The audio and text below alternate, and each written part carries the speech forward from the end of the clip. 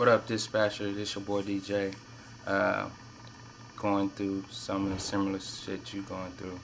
Um, I too. It's not, well, it wasn't a chick I had a baby with. It's my ex-wife.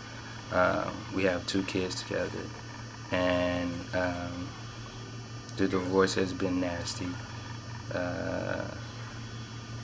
very nasty. And the latest thing happened this morning. I wake up to a restraining order, which stems from an incident about a week and a half ago where we filed taxes together this year. Us, we were together all last year. So, me being nice, so she wouldn't have to pay because I already did her taxes, and she would have had to pay if we would have filed together. So, I went on being nice and filed together. Now, she defaulted on her student loans. So if you know anything about student loans, when you default on your student loans or any federal loan, any refunds, tax refunds, or any money that you get from the government, they take to satisfy that debt. So that's what they did. They took the refund. So I called the IRS and to see what happened, because one day I checked it, said you had a refund for such amount. Next day I checked it, you got a refund $0.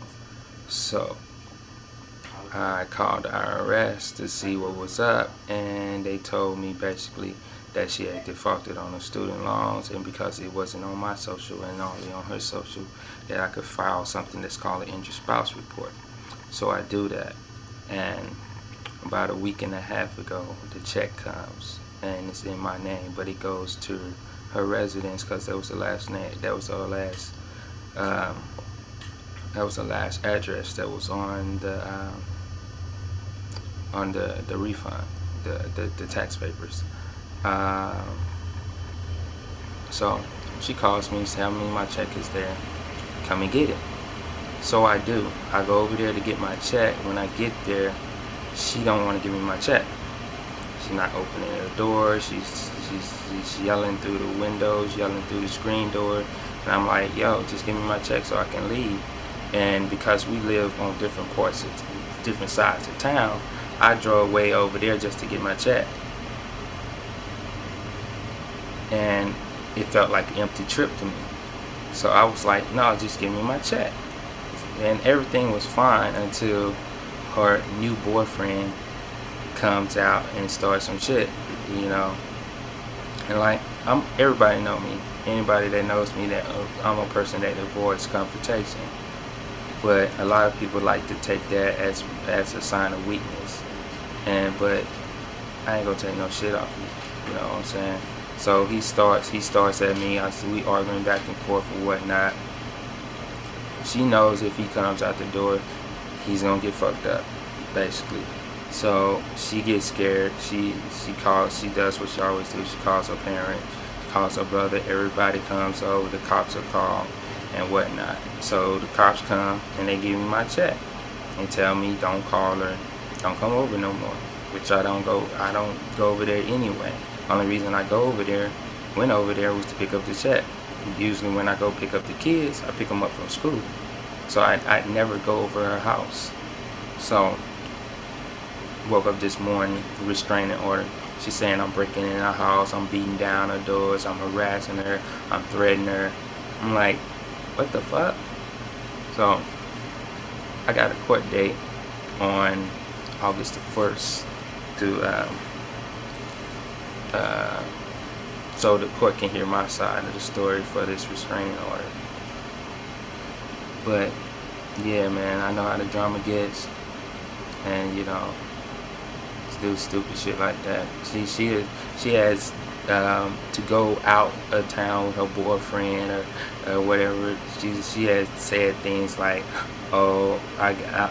she had played the sick card.